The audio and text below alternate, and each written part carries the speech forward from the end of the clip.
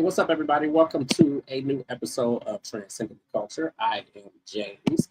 Cat Queen is going to be joining me actually any minute now. I'm sorry, guys.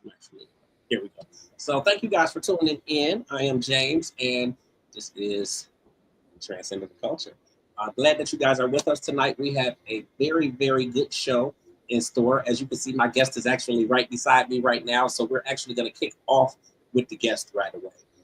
Also, we have trending topics, which Cat Queen is going to bring us all of the topics and everything once she actually gets in. She should be with us any minute, and she will join in on the interview.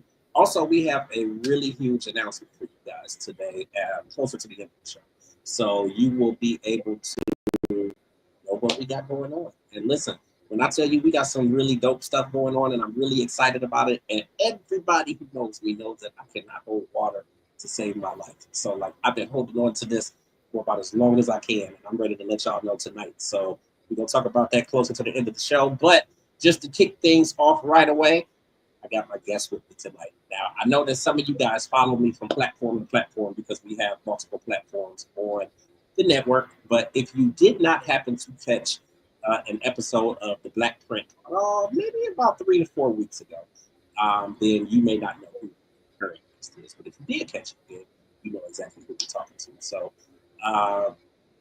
Krista Ford, you guys can actually pull her up on social media at Powered by Krista. She is this amazing spirit, amazing soul who I came in connection with a little bit over a month ago, and I had her on the Black Print, and we had the opportunity to really dive into her story, a story of triumph. Really pushing and fighting through just the adversity that we encounter in life when we're trying to pursue our goals and pursue our dreams and just make things happen and live, because we got to live too and be comfortable. And she has definitely gone through some things. Biggest thing that I really can point out is homelessness. And believe it or not, there's a lot of us who are, if we have not dealt with that, we might be on the brink of it, especially with the economy and what's going on politically and stuff that's happening around. So she definitely dealt with that. But her story is one, like I said, a triumph of survival and really pulling through, because what you'll learn in this conversation today and with our talks is how she came up out of that, how she became this world champion that everybody is, aspiring to be like. People are, I won't say emulating what she's doing, because I don't think anybody can do what she does. But listen, she's really amazing. I want to welcome Krista to the platform. So how are you? Hi, James. How are you? Thanks for having me back. I'm doing amazing. It's really, really good to pull you over to this platform from the Black Print. It's what's really cool is just the building of the relationship. And, obviously that is my goal when I bring people onto any platform that I'm doing, is to really build that relationship so that we can keep in touch with each other and let each other know things that are going on. But then I can bring them back on platforms, as the time, becomes open and they have things going on and, it works for them. So the fact that you are on this platform, it speaks volumes to what it is that I'm trying to do with this platform and with the network. And I'm really grateful to you for doing that. So thank you for coming. Thank you. So you will get a chance to meet my co-host or co-hosts, depending on if they do pop in. Cat Queen should be popping in a minute. But Tiffany also is part of the podcast, so she may be on tonight as well. But all of that aside, welcome, and let's really start diving into things. So I think to start off, let everybody know who you are and what you do. I am this wonderful human being. That's Absolutely. First. God-fearing woman. That's two. All that being said, my name is Krista Ford. I am a professional athlete in my passion and my love of sport of powerlifting. So I'm one of the strongest women in the world currently, and still am. And I also am now a first-time author. I just brought out my first memoir. And then I am a motivational speaker and I am a pioneer. So this month, February, is my month because I'm a part of Black history, which is so awesome to say. And so I'm just so proud to say that because I was the first Black female to ever be in the sport of bobsledding, which any old school people will remember the movie Cool Runnings with the Jamaican bobsled. Okay, so any old school, y'all will know what I'm talking about when it comes to that. Any new school, look it up. Okay, it's a wonderful movie that came out. Walt Disney came out with it with the first Black Jamaican bobsled team. And if nobody knows what bobsled is, it's a cold sport when you jump in a sled and you slide down a hill that can take up to 12, 14 turns. And you can go down 80 miles an hour at maybe 0.5 Gs. And so it's kind of like race car driving on ice. So that in itself, so I have all these little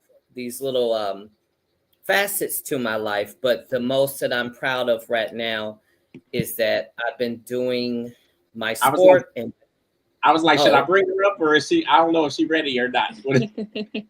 Oh yeah, I'm ready. Yeah, it's cool. I had sent you a message in the private chat. I was like, I don't know if she's ready or not, but that's cool. Yeah, no, I was ready. I'm ready to learn because Cool Runnings, that was my movie.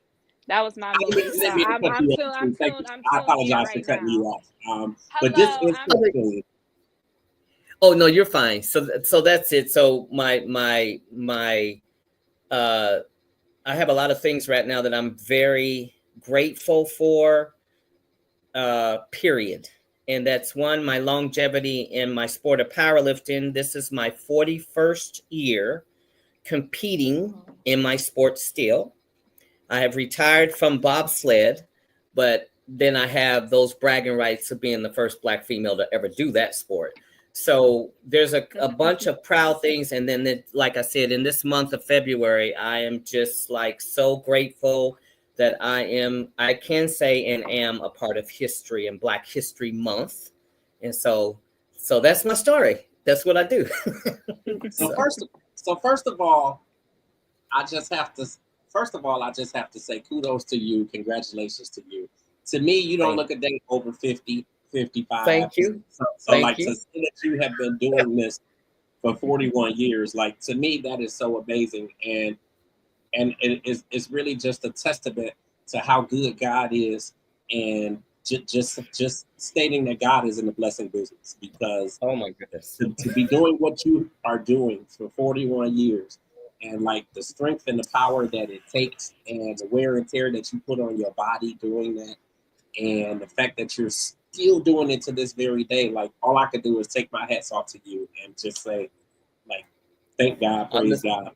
Like I think too. That's really so yes, thank you. I appreciate that. What does it feel like? And I love this platform because then we kind of cut in and we ask different questions and stuff. But what is it like to 41 years later to still be doing this? Like, how is that on your body, or how do you feel when you're out competing and doing things now? Actually, versus got started or 10, 15 years ago. It's gotten better as I've gotten older. Believe it or not, believe it or not, when you get a gift from God for real, you don't want to squander this gift. Absolutely. And this has always been my gift from God long time ago, since I was that little. I've always been an athlete. I've always loved skipping, hopping, jumping, doing anything physical in life. Now, what I thought back then was this: I bet you if I keep myself in good physical condition as I get older, it's going to help me so much. Mm-hmm. And yes, to this day, that is the reason why 41 years later, I'm still able to do what I do, because it's keeping my body in good health. Now, when we do have little injuries and things have happened and blah, blah, blah, you just know how to work those things out. You know how to be smart about them. You know how to take the time off that you need to relax and you know. But as this journey keeps going and my longevity, it's actually one thing that you just said. I don't look my age, and I definitely don't feel my age, and I still am able to do what I do. And I just love it because, like I said, it's a passion. Yeah, and it's my gift. Like we hear it constantly growing up that take care of yourself, eat right, and work out and do XYZ because this is and like you're like a living testament of that, to be able to see that when you take care of yourself, like, you know, your body will continue to work for you, you know, as you age. And that touches, if it doesn't touch our younger audience right now, it does at some point or another, because even like myself, I'm turning 48 this year. And when I tell you, I don't know if it's because of the lupus or because I'm just getting old, but like some days I feel it. Like today, I was feeling like it's. I was feeling it today. So and it too. The way you live your life and what you do, like it speaks volumes to taking care of yourself, and like, you know.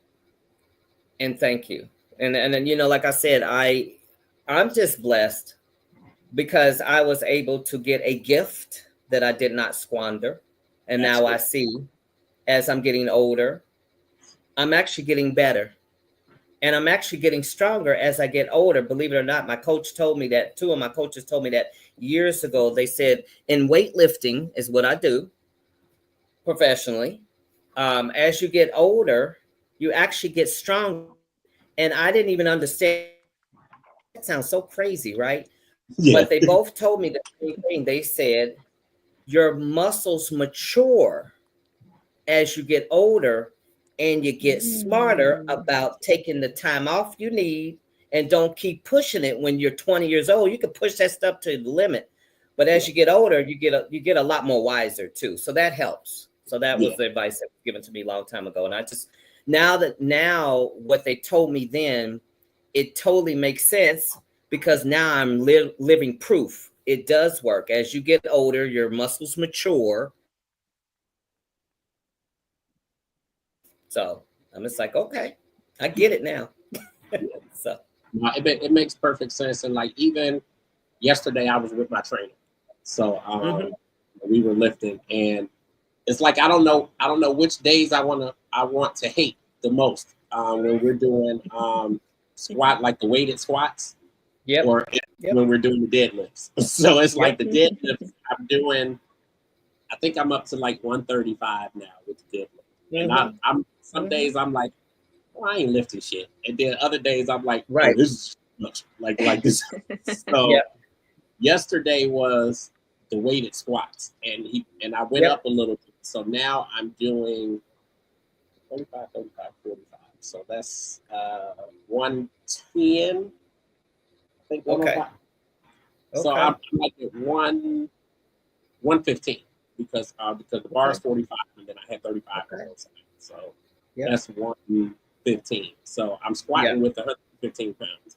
And when I tell you, it felt like I had a house on my shoulders. Like I'm please let it in. So I don't understand how people are out there squatting 300 and 400 pounds, and I'm just like, what's the purpose? Like I don't want to do it. And you know, those are two of our disciplines. We squat, bench press, and deadlift. That's what powerlifting. That's what we all do. We do exactly what you're doing right there. But it takes time. It takes years and years and years and years and years. Because it does. I will say that when I started 2 years ago with this trainer, I was nowhere near that.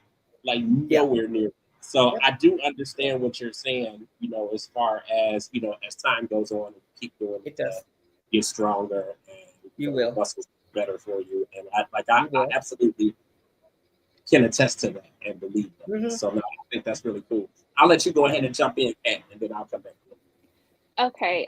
Since we were talking about lifting, what would you say to some women that feel intimidated by lifting, that don't really know where to start? Take yourself on in the gym and do it anyway, and don't be intimidated by nothing or no one who's in there. Because I mean, I'm being serious and I'm joking too at the same time, but I hear that a lot, Kat, from say women that are overweight, that go in and they're intimidated by that whole genre in there with men and women alike who are in shape and they're training and whatnot. I would say, first and foremost, how important it is to you to get over that fear or whatever that is about being intimidated. You got to get over yourself on that one. So you got to kind of put your ego up. That sounds crazy, but that's an ego thing because that's something that you're thinking about yourself and you're intimidated by what other people are doing versus what you're doing. So I would say you got to put that all over here, let it go. Get yourself together and walk in the door and get started. So I would say that for anybody, you got to start somewhere and you can't let what anybody else thinks about you intimidate you to not do what you need to do for yourself. This is all. So you got to go back to you, Kat. You got to go back to you. You just got to say what's important to me and block out all that other stuff. Walk in. Do what you got to do and write yourself a plan out. That's first and foremost. I would say at least write yourself a plan. What do you want to do here? Where you want to start?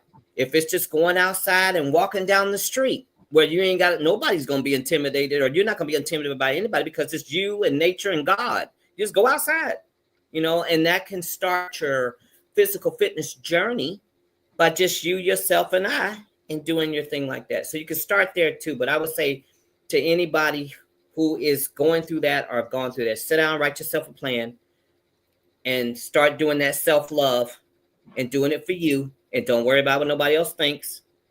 Don't care about it. Walk in, do what you got to do, walk back out, come back the next day and just keep going on that journey for yourself. And in the end, of course, it's all going to come out right, especially for women, because I already know I've been in this genre for so long. And I've seen it all. I've heard it all. I've trained people. I've done it all when it comes to females, especially Black females. Us, we have that. That little thing there. Yeah, because sometimes these bodies got to be built, in the gym, not on the table all the time. So exactly. I definitely know about exactly. that. Exactly. And so I lost 100 pounds, and so Excellent. when I was doing. Thank you. I did a lot of cardio because you're yes. everyone's just, you're trying to sweat, you're trying to lose it, you're trying to, as fast as you can. And so now I'm a place where I'm out from the weight loss, but I want to really build on the muscle. I'm not really looking to do that. Yes, I want to tone. Yeah. So that's now, really actually, my ultimate goal going forward. What you just did, Kat, is exactly what you should do. So many trainers are training these people wrong. When they bring them in the gym, especially the females, and they need to lose the weight first, cardio. Then you start going into the anaerobics, which is the weight training that tones it up, tightens it up, gets it right in that area. But you did it exactly right. You really did. And I don't know how many times I see trainers who have their clients in the gym and they got them on the floor lifting weights and they should be on cardio, working that off, burning it off. Then we can tone up the muscle and everything underneath the weight. Right. It makes perfect sense. So kudos to you, Kat, because I'm gonna tell you something. That's tough. That's very challenging, especially up here. It's definitely. And the bigger you get, you have those health issues. And I had a problem with my I had a slip disc that was sitting on my sciatic nerve. And it got so bad that I just, they kept giving me steroids. I was getting epidural shots in my back. And it just went crazy. I couldn't walk. I got at a point where I couldn't walk anymore. And that's when I knew I cannot do this. And it hurt at first. It hurt at first trying to lose the weight. So I did it a lot through swimming and water aerobics. And that's how I kind of loosened myself up at first, kind of got to get yourself started. And Yeah, Yep. so I got Yeah. myself Get yourself started. started. And so yeah, Hmm. that's why I really would like to do, a lot more toning and things like that. So how did you get so much confidence in a lot of these male dominated fields? Wow. You know what's funny? In powerlifting in particular, I've never had a problem with any of these guys in powerlifting, even though it has been male dominated, because y'all gonna think I'm crazy when I say this. Some of the biggest guys in our sport, I'm talking 6'6", 6'7", 400 some pounds, they absolutely love the women being there because they know something. They know a secret to this. They know that yes, they're males, they're gonna lift more, and females, but we're still in the same sport. The rules are all the same. It does not matter if the guy has to squat down past parallel, so does the female. So it's very equal. So I haven't had a problem much in powerlifting, though when I first started, there wasn't a ton of women into this. Now it's starting to be a big thing. A lot of women are coming in, and especially a lot of Black women are coming in. Whereas before, when I first got in my federation, 2 Black women were coming out, and I was coming in, and I was the only Black female for a long time, right? Now, bobsled, totally different story. Totally different story. Because this bobsledding is a good old boy white network sport that's this way. You got to have some money to do this sport. Okay.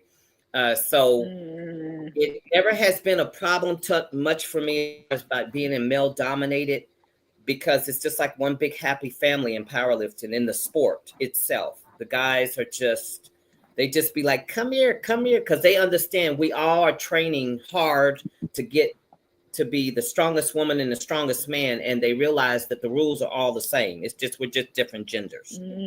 So in my sport, that's my passion, I haven't had too much to worry about as far as it being, because it's male dominated, me being intimidated whatsoever, because it's just like one big happy family. It really is. That's that kind of sport. Okay, every sport might not be like that, but that's that. Yeah. Right. Yeah. Okay. And so So lately we've been seeing a lot of female athletes have documentaries and telling their story. We have like Clarissa Shields, the boxer. yeah. Do you think maybe we'll get like a story about you or Or your journey or powerlifting, women in general? What do you see for the future? it's coming, because the book just dropped. I've already got 3 film producers right now already looking at a script for a film for my story already. And they also have already Amazing. said documentary. So this is all in the works. It's all in the vision right now. So it's coming. And it's perfect timing right now. Like you just said, Kat, now documentaries are popping like crazy about athletes, especially Yes. females that are in these non-mainstream sports that are not normal for women to do. So yeah, you're right. So that's all coming. Just look out for it, because like I said, the vision was, I'm trying not to get ahead of God on this. The vision is book, documentary, movie. Now that I've talked to those other 2 genre of people that got to do with documentary and film, they've already said your story is movie worthy. I said, yeah, I know it is. And so it's all timing right now. So yes, Kat, timing is perfect right now, because it's getting ready to happen. And yes, you're going to see that. I guarantee you will. Yes, Yep. in the name of Jesus, for sure. That's right. I cannot That's wait. right. I cannot wait. I love to watch documentaries, and especially female driven. It's so important for us to see ourselves on the screen, especially as Black Yes. women and Black little Yes. girls. It's you Yes. don't know what you can do until you see somebody else. So That's right. I definitely thank you for pioneering the way for a lot of us, and just seeing you and what you're doing, that kind of gave me a little boost. Like, okay, I can go in there and I could, You I can. can get the lifting, and I could get, and be comfortable and Yes, you have can. confidence. Yes, you Because I can. do a lot of sports. I do a lot of I do pole dancing. I Oh do yeah. the silks, That's and I do a cardio. lot of things that are cardio and that need upper body strength. And I'm all lower body strength. That's really me. Yep. So it's Yep. really hard for me to you know, because I be flipping and they like, you doing it wrong, Kat. I'm like, but I'm doing it. So, But you're doing it. So, That's right. so yeah, I do want to work on the upper body strength. Okay. And then I have one more question for you. What do you feel about the disparities in our communities between like people that are able to afford to play these cold sports? You know, because I know at my high school, we had a ski club, but a lot of the Black students didn't have the equipment or they weren't able to, you know, be able to get, like, their parents were part of the club that the ski club went through, and a lot of us, Right. they were like, oh well, your parents need to be members and it would cost Yep. thousands for us to join that. Yep. What do you think about that, and how do you think us as Black people can kind of change that? Well, I'll tell you about these rich sports. And it's the reason why we're more dominated in sports that don't cost a lot. Like even basketball, it just takes nothing. And track and field, throw on a pair of shoes and you can run, right? What I found even in bobsled, all of these folks that are in there were usually trust fund babies, if you know what I'm talking about. They had money. These Europeans, Right. they got money to do it. So what I was able to do was I was blessed with some sponsors. So here you go with this. If you find yourself being a Black person that wants to get in a rich, good old boy network sport, and most of them is winter, because summer sports don't cost a whole bunch. I would say to encourage you to go out and look for help to invest in you, sponsor you, to be able to do these sports. And so normally when you even get in those sports, they usually have endorsements that will cover, like the cost of the sleds at that time were from $10,000 to $50,000, but we had Adidas was one of the sponsors for the whole U.S. team. Do you see what I mean? So in order for you to be able to stay over here and stay in the sport, for say it takes you away for 5 months, you need to go out and try to really generate some help for yourself so that you can stay in that game. Because sometimes it has nothing to do with the equipment that they have. It has to do with, do you have the time off from work? Can you afford to do that? Do you to get the backers to back you, to bankroll you for your cost of living in order to go over there and do those things? So that's what I would say. That's what I did. I was able to just be in the right place, Kat, at the right time, and I met some millionaires that took me. I really did. And that was the only reason why, because at the time when I was bobsledding, I was also powerlifting. So I'm on 2 U.S. teams, right? So if I had to be over in South Africa powerlifting, I also, not even a month later, I had to be over in Austria bobsledding.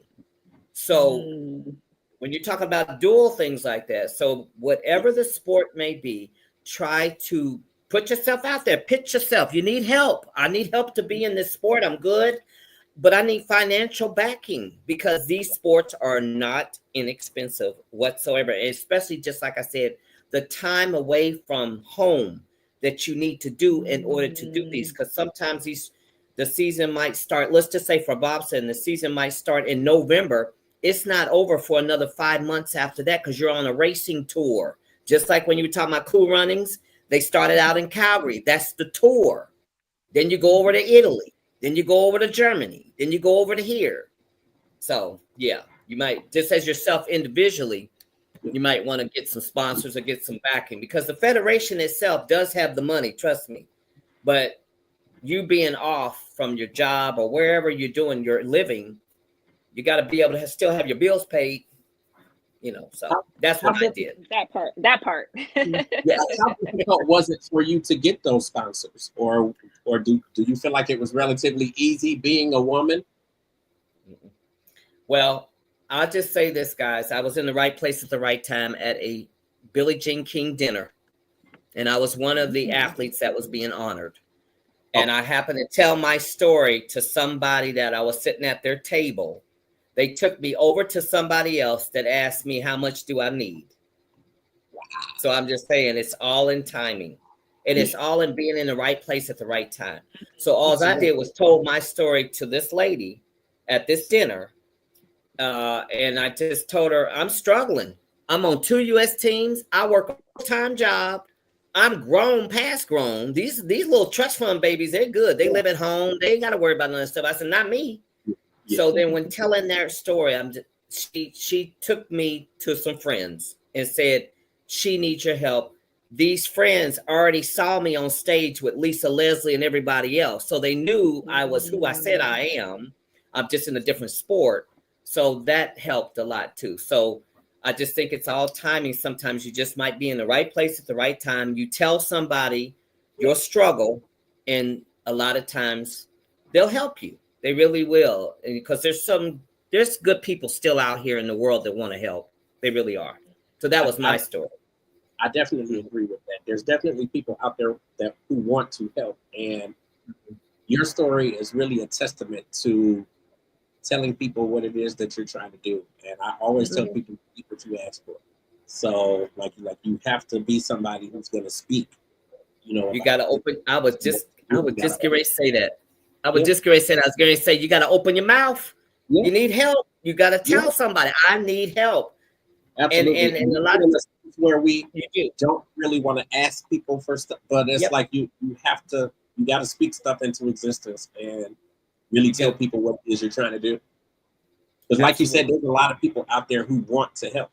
It's just the same as with getting sponsors for different business ventures and stuff. Like there's people who are out there solely to do that and to give money to different causes and people who are trying to build things. And it's just about you opening your mouth and saying something. And also, I'll just piggyback off of that. Sometimes you can just tell your story. You might not even have to ask. Just like I didn't ask her to take me over to that millionaire who was her buddy. I just told her my story. I just told her I'm tired. When they see that you're genuine and that it's not, that it's not fake and phony and that you're not begging and that's it. That's it. A lot of times they're more prone to help you. That's it. Absolutely. Yeah, I totally agree. Totally agree with that. Yep. Now, I think that's really amazing. I would love for you, and we don't have to go through the whole thing, but I would love for you to kind of go a little bit back towards the beginning and really talk about, obviously going from a child to adulthood and your story of being homeless, through trying to achieve all of this. And I'm going to tell at the end of this, everybody get my book because this is the whole story. My memoir is in this book. It'll change your life. So you can't tell the whole story because right. Kat, just kind of what you just said. Not going there's nothing that you feel like in this lifetime cannot do. You know what I mean? So it's just like that's it. So I'll go all the way back really quickly. So I was adopted into a family. All right. I have one, their biological daughter is my sister. I only have, it's just me and her.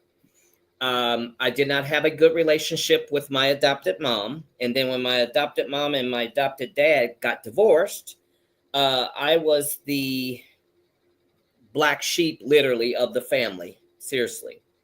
And so my story went from getting kicked out of the house at 17 years old. 2 days after graduation, I moved to California with some cousins.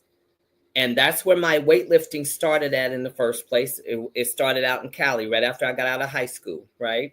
So this was a blessing all in disguise, right? Started my weightlifting out there, ran into a really bad emergency with my family out there, a lot of pressure. There was somebody actually dying in the family, where my cousins. And so I got kind of kicked out of that house, but not because she wanted me to leave. It's just a lot of pressure because her husband was literally dying, which is my cousin that I was staying with them. So that put me out on the street, literally. I didn't have anybody else out there that I knew. I had my cousins there. My other cousins were a little bit further away. I was in Tracy, California. They were in Stockton. That's a little distance there. Everybody I talked to that I made friends with there at the time had no place for me. So that's where the homeless came in. So I stayed out on the park bench for a while. Nobody knew I was homeless though, because I had a job and I was only 17 going on 18. And then I stayed in the upper part of the gym of the gym owner who taught me everything about weightlifting. And up there in that room, it was an aerobics room long time ago, the real big rooms, and only each had a bathroom up there or something. That's about it. At that point, it was me and God. That's all I can say. It was my pleading to him, and I knew that he had a bigger plan for me, and this was not it, but this is what I had to go through. So for that time that I was actually literally homeless, I had nowhere to go. It was me and God. He pulled me out of it, of course. And what, 40 some years later, or 50 or whatever it is now, I became a world champion off of that. But it was all God. It really was. I talked to him a lot. I prayed a lot. I cried a lot. I was like, God, surely you got a better plan for me. Fast forward and all of that.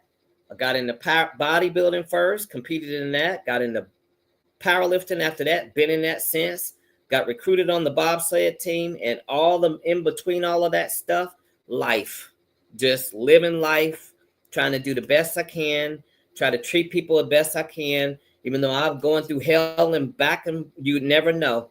And the only reason why people know now is because I got my book out. Half these people that are reading my book that are friends of mine, they're like, Krista, I never knew that about you. That's because I didn't tell anybody. I didn't say it. I just would show up, show out, do what I was supposed to do. And I'd cry when I was at home on my knees. You know what I mean? Like, how am I going to do this? How am I going to do this next thing? How am I going to do this? So by the grace of God, guys, that's my story right there. I went from nothing to absolutely something, but it was all in the plan for me. God has a plan for everybody. But for me, I already know that was the aligned story that the universe and God put me in the first place. So I was supposed to be homeless. I was supposed to be kicked out of my house. I was supposed to be kicked out of my cousin's house because that was the alignment of my life. And I am so just grateful, guys. Just grateful I could sit here and talk to you guys now and be able to tell the world anybody can do this. Anybody. You can have and do and be anything in life you want to have and do. All you got to do is believe, have a lot of faith, give it to him, trust it, trust the process, and move. Just like Kat, you were talking about that is huge. Huge. 100 pounds. That's huge, huge, huge. That right there, that story itself. That story itself. Same thing. Same thing with you, James. The accomplishments of just moving the weights a little bit at a time. That's huge. Huge, huge, huge. People don't even understand where somebody might think it's small to them. Yeah. Please. Yeah. Huge. Because it takes so much of this. It takes so much of this. It takes so much of this to get these two in line with anything that you're trying to do for you. It's huge, big, huge. But yeah, so that's kind of the whole story and a little synopsis real fast. But yes. No, I think you did that perfectly. And I love that. First and foremost, I love that, like, even acknowledging Kat, because I say it all the time, but sometimes it don't hit the same when it's coming from the family and people who Exactly. love you. I love the fact that you are praising her, because like even like I just think it's amazing. And like we all, at some point or another, we're like in that space where we're working on our weight and our bodies and everything. And I've lost a tremendous amount of weight, probably like 2 or 3 times.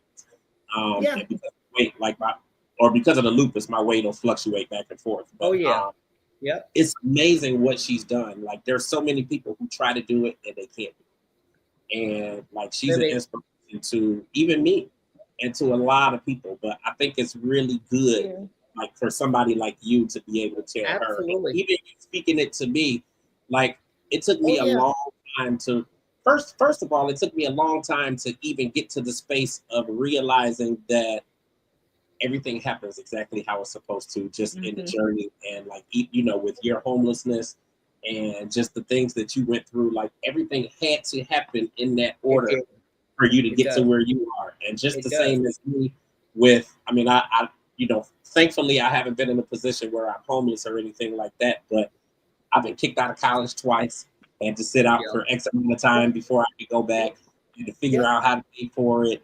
And that might be small to some people, but it was huge to me. And to be able to get past it and to be doing the things that I'm doing now and making them happen for myself, and not through somebody else or waiting for somebody else to hand it down to me. Like everything had to happen in the order that it did for me to be in the space that I'm in now. So like your story is really a testament to all of that. And I just love the fact, like it's really cool that you and I had the opportunity to speak on the Black Print, 3-4 weeks ago.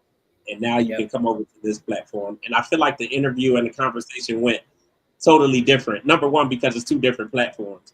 But having Kat here too. And this is a space where I feel like Kat is teaching me. And she feel like I'm teaching her, but she's teaching me. Like a lot of the questions that she's asking you, I love it, because it's like it's diving deeper into your story, and it's touching on stuff that even you and I didn't touch on in the conversation that we had a few weeks ago. So like I think it's amazing. And you know what? I'm gonna chime in on. I lost it, but it'll come back though. Okay, it'll come back. Kat, the reason why Kat can chime in on this, because it resonates with her, because this is the whole physical fitness wellness journey. Yes. Okay, that's one. And also for you, James, I have one friend that had lupus. She still has it, of course. That right there is no joke. It ain't. That's no joke. This way, it is no joke. I used to help her when she would have her episodes. I used to be right by her side. Her weight went up and down because of all the medication and what she had to do. And how she had to eat and all this kind of stuff. So let's just say this. All of us are on this same journey. We really are. And I think that if we can put the message out here, guys, that it's so universal, it's not even funny. I don't care what your journey.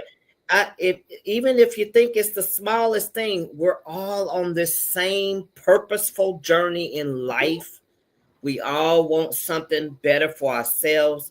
And some of us have to go through hell and back to get it in, to be able to sit and talk to like-minded people like we're doing right now, to confirm that it's okay. You have to, get your circle of like-mindedness talking about the same thing. And then it'll confirm, like Kat, like you, me, it confirms we're on the right track. We just got to keep going. We can't give up, and we keep moving, and we keep spreading the message. You're not alone. Been there, done that. You're not alone. Keep moving. Keep going. Don't give up. Keep going until you reach whatever it is. I see that's where God is working in my life, is that he's bringing people into my life and into my space and my circle who are helping me along with my journey. Like, the conversation that you and I had 3-4 weeks ago, like even in that moment, I was saying like this is God, like, this is all like designed by God. Like exactly. I don't believe in coincidences. There is no coincidences in life. You meet who you're supposed to meet. The people that are not supposed to be in your life, they gone. They bring in good people. You just, hey, this is life, but some people, you got to wake up. Folks need to wake up and understand something. These toxic folks that's in your life that are not like-minded, that just talking you down, bye, you got to go. I don't have time for that foolishness. I got to go this way. But so many of us stay stuck in that whole thing of just having these people around us and getting us to think something totally different, and get people like all three of us talking the same language, walking the same walk, believing the same thing, and knowing that at the end of the day, it's all about making yourself happy first. Then spread it out. Do whatever you want to do with it, but start with self, then go. I love so many people need to hear that. Yeah. I love hearing you say that. It's all about and that's where I am in my life and in my space, and I have been here really since my divorce. So like 2018, like I am in that space of it's about being happy now. And like even down to me walking away from my job 3 years ago and just kind of some days I feel like I'm winging it. And then other days I'm like, yeah, everything is falling in line and it's going the way it's supposed to, and it's ups and it's downs and all of that stuff. But in all honesty, I would not have it any other way. Like because last 3 years, like I've been doing nothing but pushing for my passion and my dreams and building this network and this company. And I couldn't ask to be in any better space. I have a little tidbit for Kat. Most women, most women, we're stronger down below because we can birth children. Right? Yes. Mm-hmm. And so most women's upper body is weaker. Mm-hmm. So what you just said is very common. The strength for upper body, women have to work on that. Now, I'll make you laugh about something. Most guys in the gym walking around looking like SpongeBob. They got these little legs. They got this big upper body. And they think they looking like something, doing something right. I look at them all the time. I put them right in their place. First of all, if you need to get this bottom together. And then I say to them, that's why women can get their quads and everything and their hip flexors and their hips are very strong. And we can get it quicker than you guys because we don't have an ego. 2, we're stronger down below. We really literally are. So I love talking to guys that walk around and all puffed up. And I was like, first of all, what's wrong with your legs? Those are the things that you have to work on there. You know?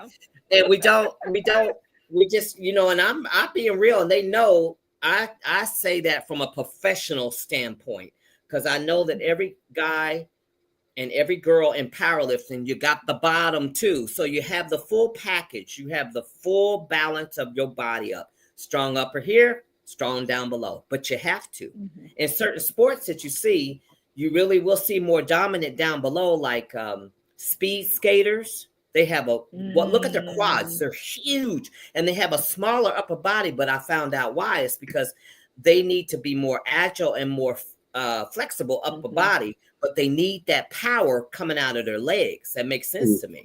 You know, but Kat, so just to confirm with you, that is natural for a woman. You got to work on this upper, you know. But guys don't have to do that, you know, because they don't want to do that bottom, because that bottom's hard. It really is. It's a hard muscle to get. It's one of the biggest muscles in your body. Your legs, your back, and your booty are 3 of the biggest muscles in anyone's body. And I'm working on all of them. So yes, and you keep doing that. But I have to tell people sometimes when they just are walking around looking like SpongeBob, I'm telling you, I just put them in their place real fast. Or I'll challenge them. I'll say, you know what? Get your legs right, because you look absolutely ridiculous. You just don't even understand how silly you look. Shout out to Charmaine. Yeah, she said I was gonna say, can you put the comment, Charmaine's comment up? I can't do the comments tonight. Okay, yeah. She said not SpongeBob. Yes, they look like they didn't skip leg day for 3 years. Okay. They be looking crazy sometimes. I'd be like, oh, you about to topple over. But that's it. But yeah. That's it. Oh, she's so funny. What's big, sweetie? Your upper body. Yes, your upper body. It's a TikTok quote. But yeah, and it's a lot of people are getting, you know, those fake muscles. You know, they have implants for all kind of different muscles. You can inject fat into your muscles to make them bigger. But that is not going to make you stronger or healthier. It can actually do the opposite. So people really need to healthy. You need to. That's that's tough. And also too, people who are doing this, guys, they're lazy. They don't want to put in the work. You can put in the work and get everything you want, but you got to work at it. And a lot of people don't want to work at it, and it's not it's not easy to get, but once you get it, oh my God, it can be. And Kat, I know for a fact, you losing that much weight, your energy went up, your confidence went up. Everything goes through the ceiling at that point. You can't tell you nothing at that point. You be like, look, I got this. Yeah. And so it was life changing. It was life changing. And that's the same thing with James. Same thing. Once you get over that hump of whatever it is, I'm telling you, I don't care if it's 5 pounds, put an extra 5 pounds on the bar. Watch and see how it'll just, you'll be on fire. The one thing I will say, in all my years, I have hated just the whole idea of working with a trainer, because I always felt like they were trying to get over and just trying to get your money, and they didn't know what they was talking about. And sometimes you get fat trainers, and that's just being real. So I have never wanted to work with a trainer, but the trainer who I have right now, like, I stick with him faithfully, and I know for a fact that I have improved tremendously since I started with him for, it's been about 2 years now. And just in terms, like, I could barely lift anything when I started. And it's because, like, the reality is I've never really ever been into weight training and all of that stuff. So it wasn't until like 2 years ago when I started working on weight and all of that stuff. And it was weird. Like, when I started going to the gym where I met him at, I'm like, why is he doing, like, what's, and you look at him and they do that, and I'm like, this shit is so stupid. And then, like, after a while, and I started training, I'm like, okay, I get it. Like, but it's really been cool though, and I've learned so much just in terms of how the diet fits in with it, and like all of that stuff. So, like, I've done tremendously well. And then, like I said, like, my numbers, to be honest, I'm going up, if not every week, maybe every couple weeks, because obviously with me working with a trainer, like, he's keeping a tab on what I'm lifting and how many reps I'm doing and how many reps I did last time, and how how much further I went, and whether it's time to increase the weight or whatever. And just keeping it all the way real, like, for as much as I have increased since I started, I probably would not have increased any of that had I been doing it by myself, because a lot of times he's kind of forced me to up the weight, because he's like, you did 15 reps with that, like, it's time to go up. And I'm like, no, it's not. Like, that was the first 15 reps of my life. That's where you need that push. Let me say two things. My coaches told me from day one in powerlifting, I was trained by two of the strongest women at that time in powerlifting. They brought me right on up to where they were already at. They told me, you want to get with the right people to coach you and train you from jump, because if not, you get these knuckleheads out here that claim they're personal trainer, or like you were talking, both of y'all, they don't even look the part. It's a lot of, it's a ton of. And you're getting the wrong information. So this is what their advice to me was long time ago: get with the right people who know what they're doing. And you don't have to turn around because they didn't hurt you, making you do stuff and it's unsafe. And you don't have to turn around and start all over, because these idiots don't know what they're talking about. Absolutely. Now, I will say this. Nowadays in social media, oh my God, some of the stuff I've seen on social media, if they see the Kardashians doing something for squatting, they think, oh, that's the way to do it. No, absolutely not. But so we have this dynamics going on in the training world right now, the physical fitness world, of being in the gym or doing cardio or losing weight or gaining muscle or blah, blah, blah. Get with the people to know what they're talking about. And I'm going to tell you how you know they're talking about something. Get with folks like myself and others before me that's doing it. Like, I push back right there. Just look at, I'm the real deal. And I'm not going to steer you wrong, and I'm going to make sure you're doing it right. Absolutely. Get with the people that the proof in the pudding. Don't get with these knuckleheads because they don't know what they're talking about. They don't. They'll hurt you. And I tell you, you are so right. And the thing that I can say, I have two people who train regularly who I firmly believe are like the best people that I could possibly be. So but you're right though. Like you are 100%. And I tell you one other thing. I tell people this all the time. If you walk up to Serena and Venus and say, I want to be like you, you know you're getting the right people right off the shoot, because look at the name, right? That's what you look for. You don't be sitting up here getting all this advice from people that have no clue. They ain't never did it. They ain't never lived it. They just see it in a book, get a little degree or get a little certification, but they've never done anything with it. So that's what I tell people all the time. You know, would you not believe a Serena that they can get you where you need to be versus what y'all both were talking about? These overweight trainers, that is like just completely crazy to me. I've never used to see this back in the day. Anytime you got a personal trainer, guys, these folks were right. They had the body. They knew how to tell you how to do it because you could see it right there. Right. They were exactly the great example. But these folks out here nowadays, y'all to see me, I'd be like, really? Wow. Yeah, I see a lot of like gimmicks on social media. I see there's something called a lift your wife workout challenge, and it's people lifting their wives and doing all these crazy things that are not really sustainable. It's good for a laugh, but people are really taking some of this stuff to heart and really thinking, if I get two coffee cans and go like this every day, that everything gonna be good, and they just following, what they see online, and it can be dangerous. And it's bad, guys, information here. This information is so wrong out here about physical fitness now. It's not even funny. And I never thought I would say that because I've been in this game for so long and I know what it takes to train somebody.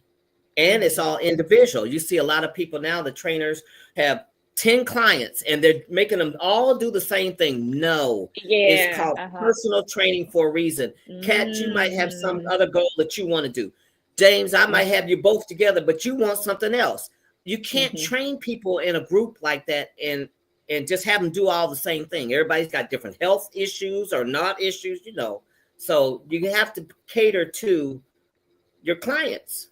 And you got to know what you're talking about and stop just being book smart or sitting on social media thinking, oh, well, yeah, that's the way to do it. No. No, it's not. Unless you have a Serena or somebody saying, this is how you do this. You know what I mean? How you do it, right? This is how you do it. Or you have somebody professionally being able to say, this is how you do it. Even you, Kat, you could get on there and say, this is how I did it. I lost 100 pounds. Well, that's proof in the pudding right there that you know what you're doing because you lost it. Right? So yeah. And people always ask me for advice and they never want to follow. That's the thing. They'll ask and well, what did you do? And how did you do it? And I said, listen, when I couldn't walk, I got my butt in the water aerobics with the 80, 90-year-olds. That's what's the level of fitness I was at. I had to keep it real with myself and say, hey, I can't start off getting on a treadmill. I can't barely walk. So let me do something that I can do and start off. And then I eventually got to that place. A lot of people want to jump straight into working out for 3 hours and getting sick and throwing up. And like I've seen a lot of people, it's been a rise in the hospitals of people working out so hard that their muscles are breaking down and it's going into their bloodstream and they're getting really sick because you got to be real with yourself about your levels. And you would be surprised how much you can really change your body and your body composition because, I lost a lot of weight rapidly. So that left me with a lot of, loose skin, the muscles was loose and things like that. And there are certain things you can't change and you may have to change with surgery. But as far as your body and your muscles and things, like I went from, let me tell you, I had a flatty patty. I had no, what they say, no acetol. I had nothing by when I first lost my weight. And I literally, especially from the polling and dance classes and stuff, and I met the women that was telling me, girl, you gotta switch your butt muscle. And I'm like, my butt muscle? They're like, your muscle, that thing that make the girl's booty go boop, boop, boop, boop. That's the muscle. So girls be like, oh, I can't twerk. Well, are you working your booty muscle? Are you working at it? You gotta and so over time with me doing that for 2 years, girl, I'll be in my little picture, tune it up now because I was able to actually work at what I wanted. And so that was Exactly. something that was really, you know, and it boosted my confidence and made me say, hey, Yes. I could save my Yep. little BBL money. I don't need That's that. right. Okay. That's right. That's right. But That's right. it's, and you will never know what it can do for your mind. That working Oh, out and that time that I took, like I was in school and my advisor pulled me to the side and said, you look miserable every day. You're in pain, you're yep. sick, you Yep. know, you're not. And he said, you're not going to make it. He said, you're really wasting your money here in college and you can't even walk from the parking lot to class. I had Yep. to sit in a chair that had the handicap thing on the back because I was so Yep. big and hurt and in pain. And Yep. people would stop me, are you okay? Because I would be huffing and Yep. puffing with my bags Yep. and stuff. And Yep. I said, you know what? I cannot do this anymore. And I had Yep. to literally stop everything in my life to start that weight loss journey. And it took me, I want to say, Jesus, when you really think about how long it takes, I want to say I really got started in 2017. And it took Mm-hmm. me years, multiple times of losing massive amounts of weight and gaining it back. And, you know, thinking Yep. you hot, and I did it, and I Yep. could go back to eating my mozzarella sticks. Well, no, Yep. you can't. You got to make lifestyle choices. So how do you stay mindset strong to do what you need to do? How do you do that? How do you train your mind to be stronger than some of these your urges or your pains to really get that health and fitness goal? I will tell you this. I've always had a gift of focus. That's just a gift I've always had. I'm able to self motivate. I have always been that way. Mm. So where things keep me going, I've just always had that gift.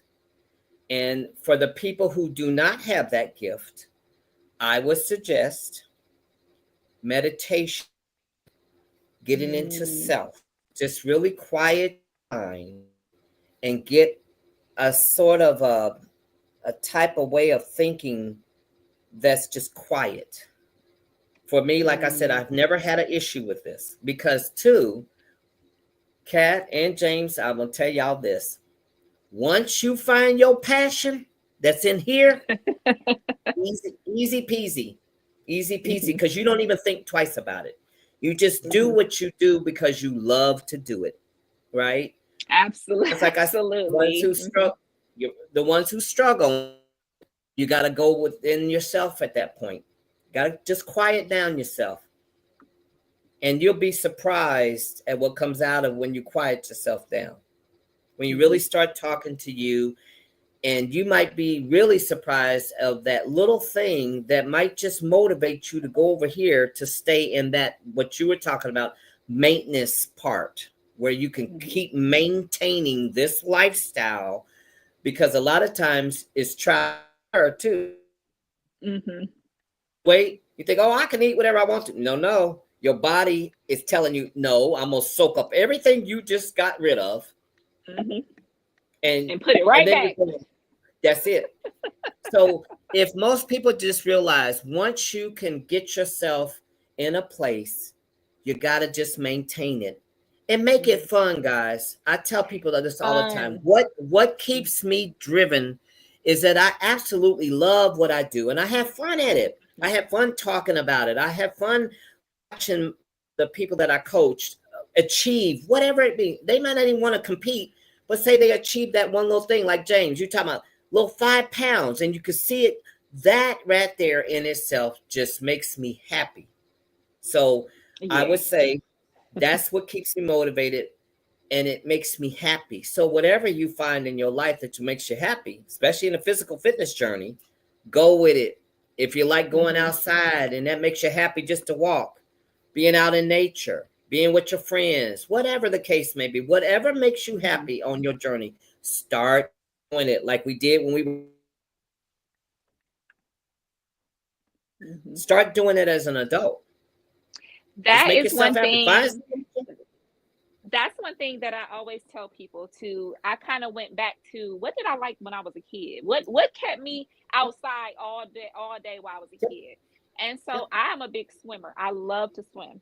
And so sometimes when we get an adult, you know, you go to the swimming lane and you're doing your laps and you're like, it feels like work.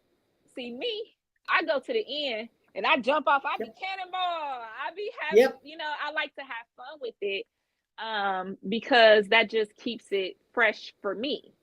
You know, it keeps me interested and it keeps me going back because I don't care. I'm not looking at my watch and how many laps did I did.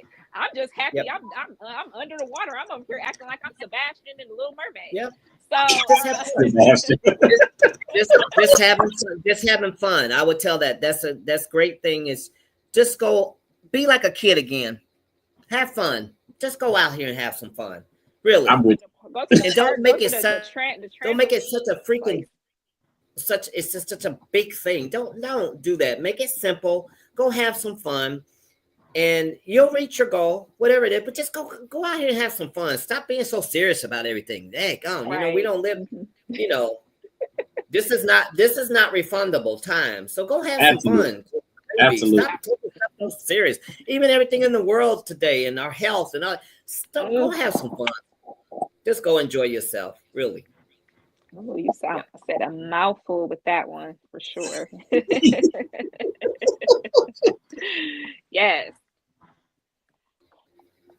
So your book, is it already out? Oh yeah, it's been out since last the end of October. Okay. So it's called Krista's Promise, KRISTA' Promise. It's on Amazon, Barnes and Noble, bookshop.org, Apple Books. It's in two in Atlanta, Newbie Store and Tall Tale. Oh, it's and we're getting ready to get it on Audible. We're working on that right now because I don't like to read, believe it or not. I don't. I like to listen. So it's coming out on Audible. Now, is it going to be your voice or will it be somebody else reading it or? I got a narrator because it triggers too much stuff in me to read my own memoir, and I'm like, I'll be crying every 2 seconds, or I'll be smiling and laughing, and no, I can't read my own stuff. It's funny, like I've actually been writing my first book, so I'm like halfway done. So the goal is to actually get it out this year, and I do want to do an Audible, but I kind of want it to be like I'm referencing I'm almost like I'm paraphrasing and just talking about like the chapters and that sort of thing. So I don't want the Audible to be like an exact of the book. I want people to read the book, and then when they listen to it, they do something else and laughs out of it and all that kind of stuff. So I want to do something different with mine, but I think that's cool though. A narrator for mine. I was like, no, I can't. She asked me the same thing. She's like, "Are you gonna read?" No. You can read it for me. I'm telling you, it would be triggering too much stuff. Like we were talking about the homeless stuff. That's all in the very beginning. That triggers too much stuff for me. I'm good. I'd rather let somebody else have fun with reading my story. How about that? Now, are there any other books coming, or are there going to be more books? Yes, I've already seen a vision because Kat asked me earlier what's going on. So think about it. I'm going to have a series of books because I'm still doing what I do.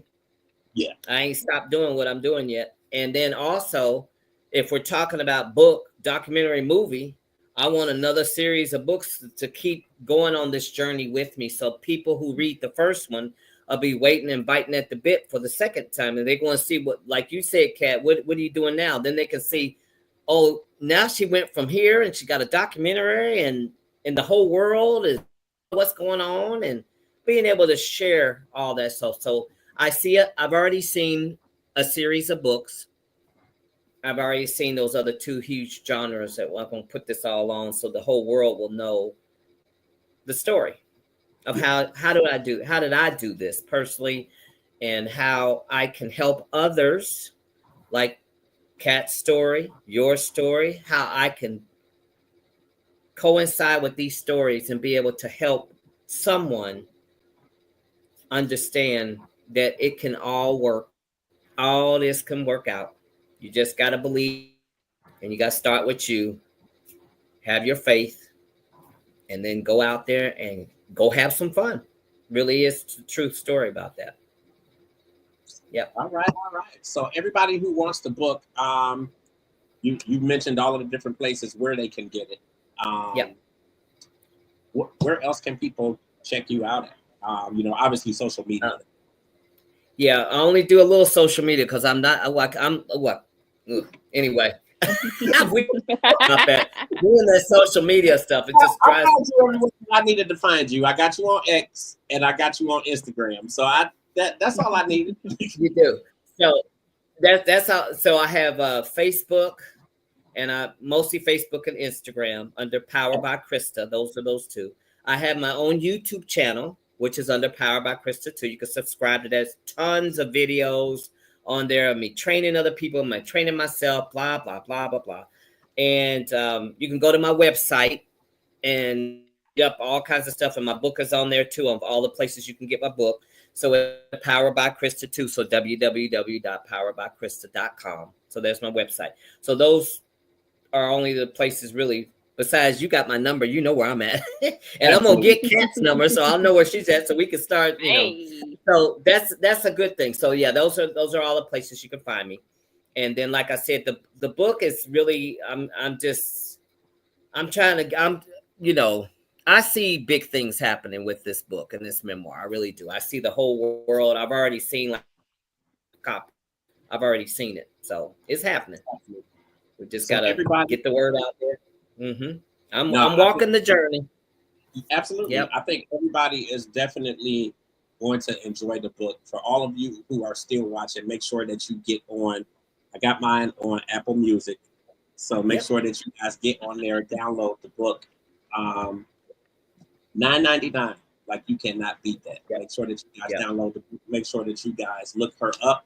Social media, Facebook, Instagram, Powered by Krista. Any kind of final words or anything that you want to get out there this time around? I would say this as my final note. Go out here, everybody who's listening in this world, do the best you can at whatever you're doing while we're here on earth. Give it everything you got. Do not ever give up on anything. And live an amazing life. And whatever which way you got to get there,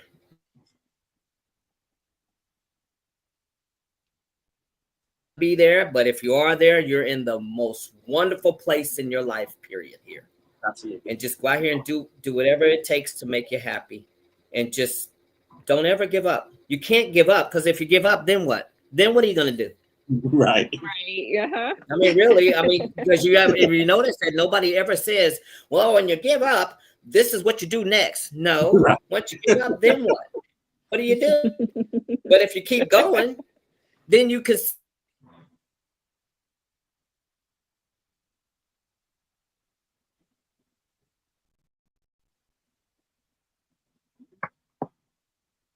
Oh, she froze on us. Right. I'm like, okay. I was getting my word. I was getting my good word in. Okay, we can. If she froze on us for a second, I was like, she froze on us. Listen, I think it's definitely great. I think it's amazing advice. Definitely to keep going and not give up. And just like you said, what you gonna do if you give up? For real. Ain't nothing else there. Absolutely. Really is. Listen, I think it's amazing. Thank you so much for coming on this platform. So now I've had you on 2 platforms, and we'll I think next we'll get you in the magazine, and we'll do some stuff along those lines. I'm looking forward to all of the stuff that you have coming up. Definitely the TED Talk. Like, I want to come out to that. And as much as I come to it, I will absolutely drive down the highway to come to the TED Talk. So keep me posted on that. And thank you so much for coming on with us tonight. Yes, thank you so much. We're going to talk after we get done? Well, actually, the show's going to keep going on. So what I'll do, I'll give you a buzz once the show's over, because we still got a little bit left with the hot topics. Okay, because I want to get Kat's information in exchange with her. Okay, absolutely. Yeah, you're on this good journey. Absolutely. So now I know. Yeah. Okay, Yes, so I got yeah, I got an expert in my corner now, so they can't tell me nothing. so yeah, once we're done, like in the next half an hour to 45 minutes, then we'll give you a buzz. Okay, do that. Give me a call. Okay. I'm right here. You got my Okay. look. You know where I'm at. Yep. Okay. Thank you so much. All right. Thank you, Guys. Have a great night. You too. All right. I think that was really, really dope. It's cool because it went in a totally different direction than the conversation that we had like 3-4 weeks ago. So I thought that was really, really cool. I thought you had some really, really dope questions. I'm like, look at Kat. Okay. First of all, you know, Kat always do her research. Absolutely. So, and you know, I always am interested in our guests and what they have to say, and I always have stuff that I want to know. So I'm like, oh, I'm buzzing. Like, okay, let me see, cool run-ins. Where, you know, like male-dominated fields. Okay, the movie's coming out. You know, so I'm like, I knew exactly what I wanted to ask her. So I'm just like, let me just make sure I could get on here. My internet it was acting a little crazy. I'm like, no, I can't miss her. Can't miss her. So I'm just happy that I was able to get my questions and speak to her. And like now I have somebody in my corner, expert, that can really take me to the next level. Take me to the next level. I can't wait. Listen. She gonna get for real. Listen, she gonna get you there. I'm telling you, I believe in her. So I'm excited to definitely hear more about the story in the book. So thank you so much for coming on with us. Oh my God, Miss Krista, girl. Yeah. We got a lot to talk about. And we got a lot to talk about too. We got some hot topics, and we have so much going on with a lot of our friends to the shows. Yeah. Everybody has been making big moves lately. So I definitely want to give a couple shout out to some people. So we have Miss Nazy Nay, who did her 216 event. It was a kickoff to 216 Day over Valentine's Day weekend. She had it was an R&B event, R&B for the lovers. And she had a lot of performances. Our other friend to the show, Artinka Tierra, she performed, and she did her first performance of her new song called Cloud 9. She sung a snippet for us here on Transcending the Culture, and if you guys love that song, make sure you go check it out. I think she said she's released it on all platforms, so go to her Instagram and look in her bio, and you can get all the information on the new song. But shout out to Nazy Nay. She put on an excellent event, especially for the singles out here. Yeah. Somebody was hosting. Well, no, Nate was hosting, but no, I'm talking about the event that you was hosting. I'm just saying. Okay, yeah, exactly. Yes, so I did my event with Trap Boy Mannequin. Right. We did our Super Bowl / pop out concert on Super Bowl Sunday, and we had a wonderful turnout. Everybody came out. Artinka came, Nay came, Charity. We had Miss Kat, we had Miss Lily. We have so many people in the building, so many of our friends to the show, and so many people that we have been working with personally. So thank you to everybody that came out and supported me. That's why I'm trying to make sure I return a favor. So I made sure, I came. Artinka was performing, and they had her event. So I'm like, perfect for me to go and support them. I always love going to their events. I love Artinka's music and her stage presence. So it was a no-brainer for me. So I'm going to be posting a couple of the performances.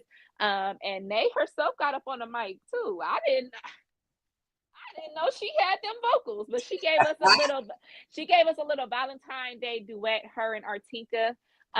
They sang Monica's So Gone. Ooh, when I'm telling you, I would have liked to hear that. I'll make sure I post some of the footage of it. It was beautiful. It was a great event. It was a great networking event. They had free shots for the people. They were handing out flowers.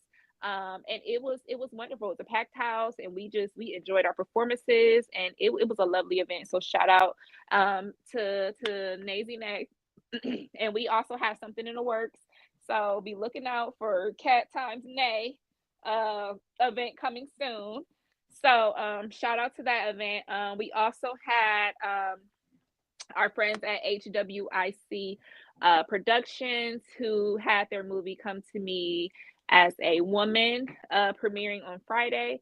And this is a movie that I definitely auditioned for. I didn't get it because the movie came out and I wasn't in it. But like, oh, but I really enjoyed meeting the people that were involved in the production. It was the directorial debut of my Instagram friend Haybert Flex. If you guys don't remember him, he did the oh, you from Akron, huh? The Akron video that went viral. Yeah. So that was his directorial debut. So shout out to him. And then we had our very own friend to the show, King Teeth, running the red carpet. And he also ran the red carpet and did some interviews for 216 Day with Z1079. So shout out to King Teeth for that. That was a big event. We also have journalist Shay on Good Morning Akron. So if you guys want to go check that out, you guys can check out her interview, and she's doing some amazing things. She's been doing some skits. She's been doing some interviews. She's been all over. So definitely check her out on Instagram. I think that is all my shout outs. I know that was a lot, guys, but I went to a lot of events this weekend. 216 Day was lit. There were so many things. So if you guys want to catch up, go to on Z1079. They have a lot of the performances. Buddy Vaughn, Chip the Ripper, Fat Al, you know, Ray Jr., some real Cleveland legends. So you guys definitely check that out. There were all type of events, and there are going to be some more events, especially Trap Boy Mannequin has turned the pop-out concert into the pop-out concert tour. So if you're looking to perform or get your music out there or do anything with him, definitely check him out on Instagram at Trap Boy Mannequin. And you can get in too. He's performing all over the US. So and he takes people, you can perform anywhere. So if you want to go perform down where he's performing in Atlanta, or I think he has a stop in Detroit and Cincinnati and all over. So definitely hook up with him so you guys can start promoting your music. And then last but not least, we had Big Lex in town. If you guys don't know, Baddie, our very own hometown hero, Big Lex. Not the little one. Don't forget, she's Big Lex, not the little one. Got to say the whole name. She came home to Akron. If you guys don't know, one of the youngest and newest, freshest, beat 'em uppiest baddies on. You said beat 'em uppiest. Beat 'em uppiest. Baddies on the Zeus Network. Big Lex is from Akron, and she came this weekend and she killed her booking. If you guys weren't there, make sure. She says she'll be in town. She'll be kind of doing a tour all over, and she'll definitely make Akron another stop because she has so much fun. That girl was lit in real life. Let me tell you, I had so much fun partying and turning up with her. She was beautiful. She came in, she jumped in the crowd, she danced with everybody. She took people's phones and she took my phone and made a video. I'm like, okay, girl, you better than me because you doing it. I mean, she was. That's all I can say. Like them, like normally I'd be kind of nervous for, you know, especially the younger crowd, but it was a really, really good night. And she was just like, she was a really, really good, good guest to have at that club. Because sometimes people just sit up there, they don't want to take pictures. They be sitting on the couch smoking hookah, not talking to nobody. But she literally jumped in the middle of the crowd and started dancing and everything. So it was an amazing event. And shout out to Crisis 216. He was the co-host for the event, and Crisis has been confirmed. I know you guys are waiting for the next episode, but he is confirmed as the next guest on Cat Got Your Tongue. So please be checking my page. I will be posting when we will be dropping that interview. So definitely be looking out for that. James, did you have anything about any of our friends, or do you think I covered everybody? I think it's dope. And, you know, a lot of friends to the show are definitely doing a lot of things. I mean, of course, you got Michael Finkley, who was Grammy nominated and into the Grammy. And so kudos to him. He's got some recent awards and accolades. And he has a new interview with someone. I have to go look and see, but he had some interview he was teasing. Yeah. You guys have to definitely check out Michael Finkley because he's doing exceptionally well. So kudos to him. Shout out to him. Also, journalist Shay, yes. she's doing really, really big things right now. She's been doing her podcast and getting her videos and content created. And what's the show that she was on in Akron? It was Good Morning Akron. So that's our own local morning show. So check out. I think her interview dropped today. But she has been doing interviews everywhere. Like she has been everywhere. I'm like, girl. I mean, but that's good though. Like that's the thing to be doing. So like she is really not just putting Akron on the map, but she's really putting herself on the map. So she's doing she's doing exceptionally well. Same as Michael Finkley. So definitely shout out to both of them. It's good just to be in that circle.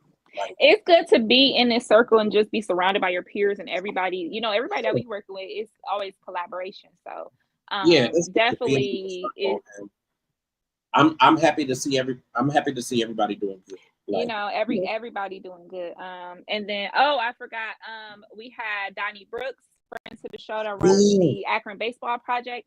He, as you guys know, last month was on the Jennifer Hudson show, and this week he is doing his tour. He is in New York. He is doing Tamron Hall and The View. So you guys look out.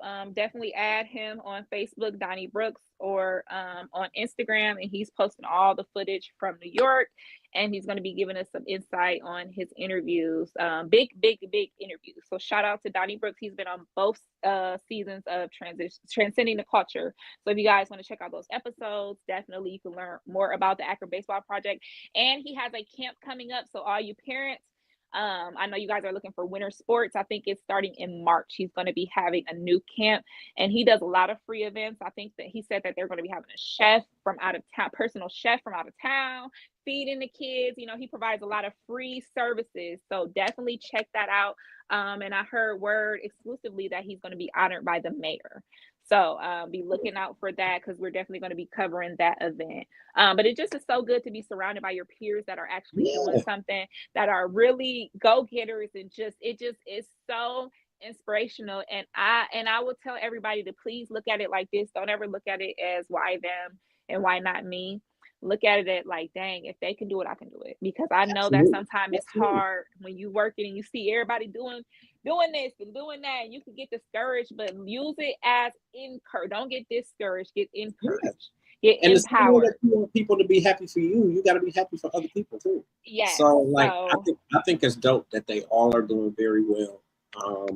It's good to see people who have come on the platform and they've gone on and they're doing even bigger things. I love it. I love to see it. And you getting out to go and see, you getting out to go and connect with the baddies. I think that was super, super dope. Yes. So I would, I'm working on getting some of the baddies. And absolutely. Thank you. Yes, Tiara. Yes, just don't be a hater. Listen, people would hate the smile on your face. People would hate anything, but try not to be like that, people. I'm a person that, I am just now kind of getting my bearings in the media realm, and so I'm just thankful that I even have these people to lean on for contacts. And this is one thing that we talked about earlier. Don't ever be scared to ask for help, or to ask somebody, how did you do that, or could you help me? You may not get the answer always, but it's the worst thing they can say is no. So you never know who will be there to help you. Just like Krista touched on, you don't ever all from telling your story, you don't even have to ask sometimes. But I'm just happy that we have all these collaborators and everybody's doing great, and I'm just so proud of all our friends to the show.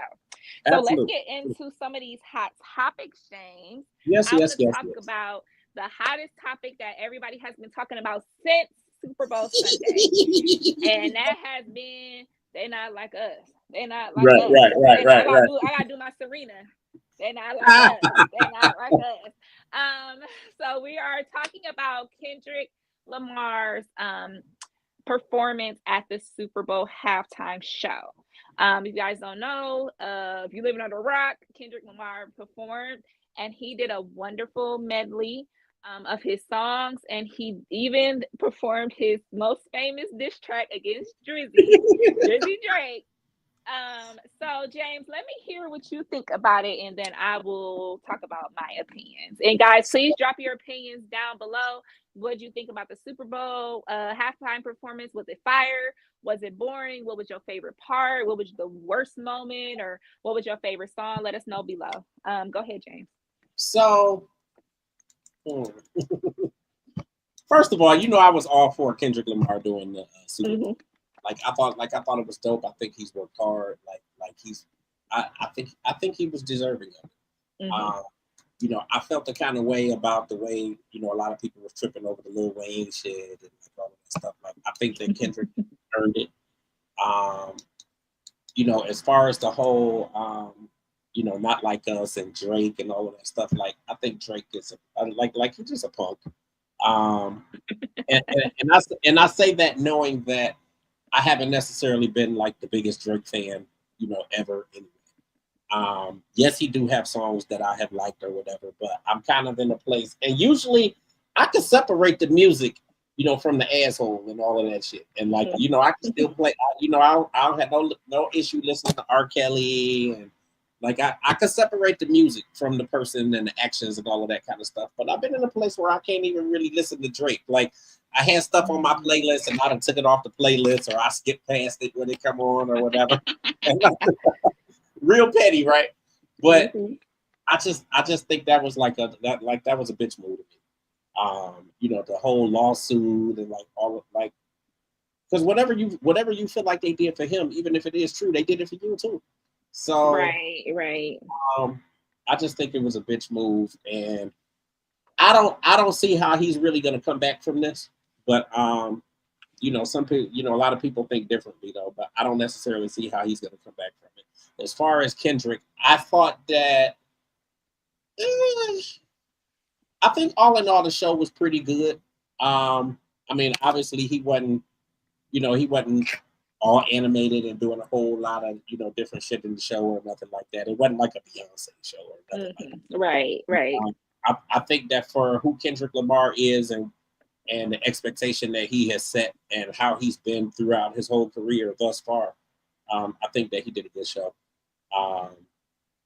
And you know, listening to the song, you know, he added some new words and stuff, you know, to the song. While I thought it was pretty good. I thought it was a good performance. I actually watched it, and I didn't watch it live when it came on because I was out Uber.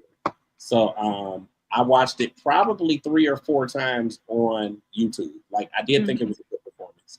Right. I did like the Samuel L. Jackson parts. I mean, all in all, I thought it was pretty good. Okay. Yeah, So I am not the biggest Kendrick Lamar fan. Not to say, you know, I yeah. think he's amazing. I think his music. Yeah, is good. I think he's a dope artist. I think it's for who it's for. I am just, you know, I'm a female. I go for more female dominated music. So that's just what I identify with. But of course, I have a lot of Kendrick songs on my playlist. Yeah. So I was very skeptical going into it. I would say I was one of those people like, the song getting stale, and you know what he gonna do, and you know, do he got all them enough features and enough surprises and things that he can do.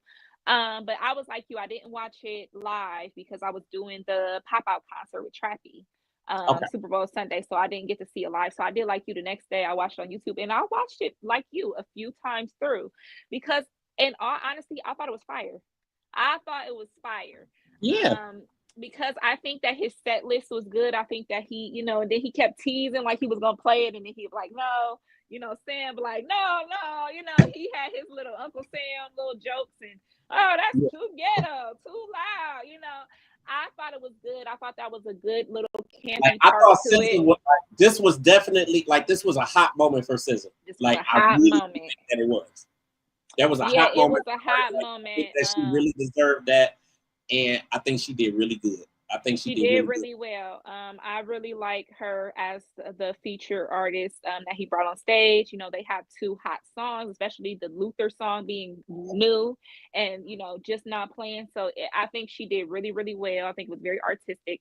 And I really enjoyed, I know a lot of people had a lot to say about the Serena Williams part, but I really enjoyed that part. And I actually liked it though. I liked it. And I think that it's an age thing. I think that if you were not cognitively aware during the time where Serena was dominating and how bad they were treating her, just off of certain things, like, you know, her white counterparts were, yes, and, you know, they doing a little, doing the Carlton and stuff, but let her do a little, you know, and, you know, she doing that, and she got fined, and I remember that being on the news. I remember watching VH1, and I remember watching, like, what was it, Talk Soup or something out back in the day, and they were playing. You went way back. Talk Soup. Let me tell you, listen, I used to stay up and watch that, you know. I may be a little bit young, but you know, I was a media person ever since I was born. So I was up like, ooh, let me watch some extra. You know, I used to be up watching all the celebrity stuff. But yeah, Serena was she was just so villainized for the crit walk. And for the crit walk to be such a, you know, I lived in California for a year when I was younger. And it's such a ingrained part into California culture, that I don't think people really got how big a moment that was. It wasn't just her, oh, she just trying to diss on Drake because that's her ex. Yeah. Well, yes, for one, because y'all do remember him attacking Serena and her husband, you know, unprovoked, and talking mess on her, and so allegedly cheating on her during their relationship. So yeah, I'm all for getting back at an ex and getting back at the naysayers, getting back at her opponent that has so much to say about her crit walk. It was a very culminating moment, and I don't think a lot of people got that. To them, it was just like, oh, he trying to bring out his exes or whatever. Because if you guys don't know, SZA is also a Drake ex. Well, see, so, I didn't know that. Mm-hmm. Yeah, I didn't know that, but I did know. I mean, I obviously knew that he had dated Serena, but I don't know why I just didn't feel. I don't feel like that really had anything to do with her being out there. Yeah, I think that it was more than that, and I think that people got to understand this was a California artist, and them being from Compton and from the same place. It just hit different. So, you know, I really enjoyed that. And I really enjoyed how he changed up Not Like Us. And a lot of times, you know, you could see the artistry behind his music, because a lot of times when you take the cussing out of songs, you can't even understand what they're saying. It takes almost all the meaning. But he just had to replace a couple words, and bam, it had the same impact, whether he was cussing or not. It had the same punch. And if I was Drake, I would be pissed. I would be pissed, because all them millions of people yelling A minor. Right. Man, that was a blow. But and the funniest part is when he did that Say Drake, because it was even a bet on, I think, the betting sites whether he was going to say his name or not. But as we see, he said it with his whole chest.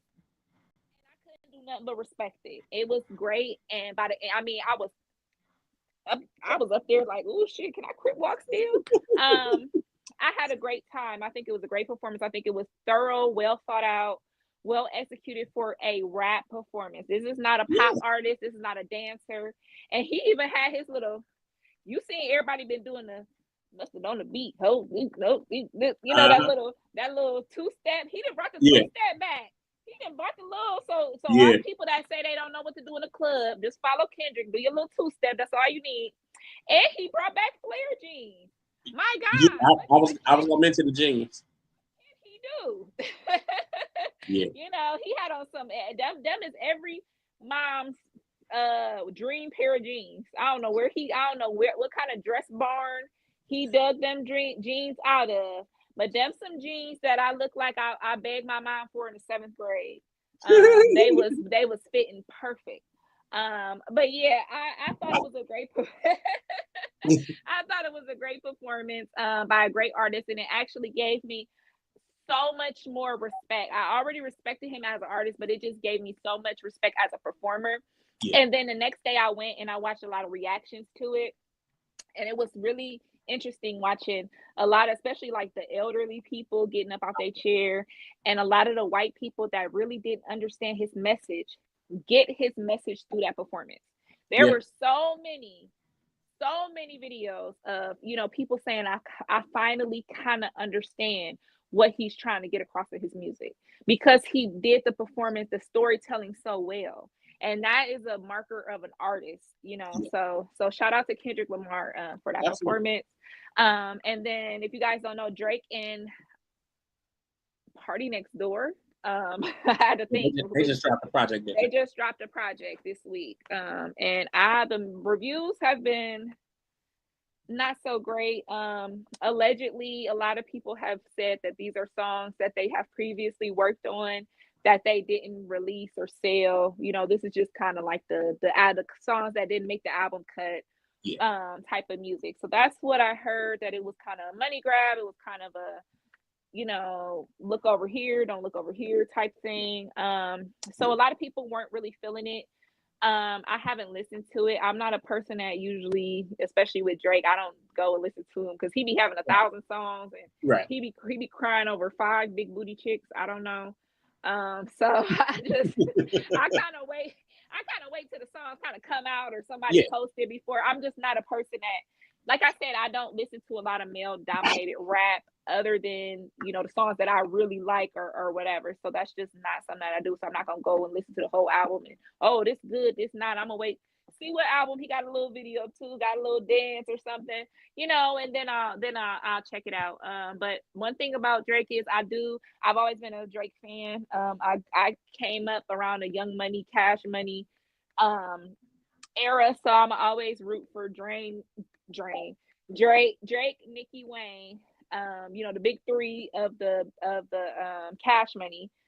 So I'm sorry, Young Money, the big three of the Young Money. I'm always root for them because it's, you know, for me it's nostalgia. They're close to my heart because that's when I was growing up and being an adult and going out in the club was all Drake, Nicki, and Wayne, you know. So I'm always root for them, but I just want them to keep growing as artists, and I want him to use this as a, yeah, you may have lost this one, but you ain't dead, you ain't poor, you know, you still got millions, you still have, you know, one thing we can't take away from Drake is his musical talents and his work that he's put in. You know, he completely transformed the genre with the rap singing. Wasn't nobody rap singing like how Drake was. Y'all wasn't coming out in y'all fields. Y'all wasn't doing that yet. Y'all wasn't doing the nasal singing yet. So I think he can come back. It's just gonna take him some, you know, he's able to rebrand himself. He needs to chill out for a second. It'll take some time though. That's what I said. I think he needs to chill. I think he needs to heal. I think he needs to stop acting out. And this really takes some time, like he's been kind of doing traveling and stuff, and, you know, get some perspective and live some life experiences and then come back with some music. And then I think things will be okay for Drake. So that was the biggest hot topic. And then I just have one more hot topic. I wanted to talk about the Ball family.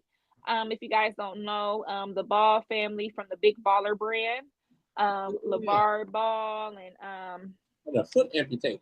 Yes. So if you guys don't know, prayers to the Ball family because the patriarch LeVar Ball has had his foot amputated, allegedly due to complications from either diabetes or high blood pressure or some sort of health related issue that he's been struggling with for the past few months. And this kind of hurts because if you guys know, you know, he's known for basketball and having this basketball family with his sons. With one of his sons being in the NBA, and I think the other two are on lower, you know, some lower leagues like G League and things like that. So it's really sad, you know. I hate to hear something like that, especially after us losing Irv Gotti to things, you know, health related issues. So for our Black people, especially the men that are getting up in age, make sure you are checking in with your doctor. Make sure you're checking them numbers. Make sure you're taking your medicine. Make sure you're getting all tests recommended for your age. And just take care of yourself because this is really, really sad. Absolutely. I saw the story earlier and I didn't get a chance to read the whole story, but I did see it though. And yeah, that's, you know, I don't wish that on nobody. And, you know, that's, you know, the takeaway, at least, you know, for viewers and fans and that sort of thing, is really, like you said, making sure you take your meds, making sure that you are seeing your doctor regularly. And, you know, this, as we age and get older, like it's increasingly important. So, definitely. Yeah, prayers to the family. So his son Leangelo Ball has been making waves. He has a new song out that has been everywhere, and it even got him. I think this weekend he performed at a halftime at the All-Star game, And he also has gotten a multi-million-dollar contract with Rock Nation Music. Oh, wow. So shout out to him. He had that song, and I hear it all the time. It's so funny because it sounds like an old song. It'd be like, swerve, hit that corner, whoa, whoa. All I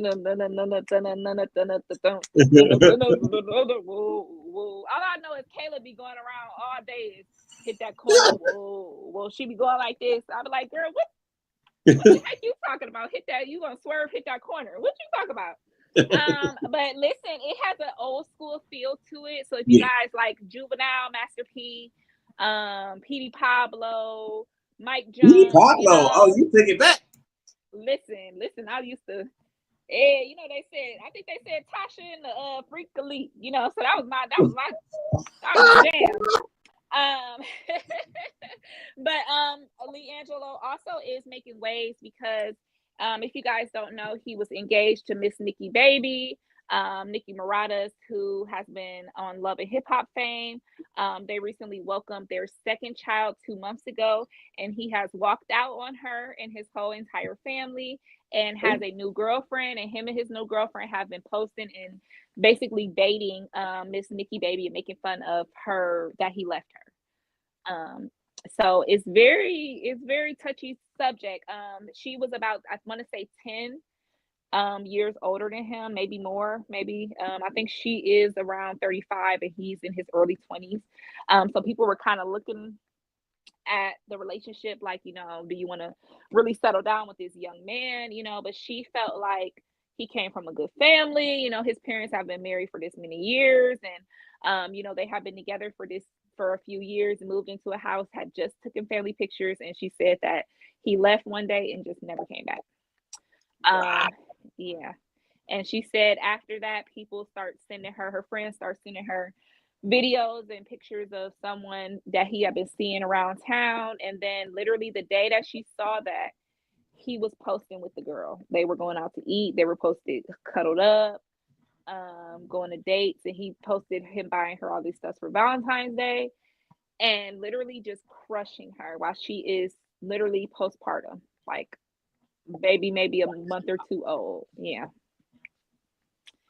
Yep. So but this weekend we saw Miss Nikki Baby turning up with her girls at the club. They said that she went out on Sunday and her girls took her out and she was shaking her little booty to the 99, turning up for the 99 2000.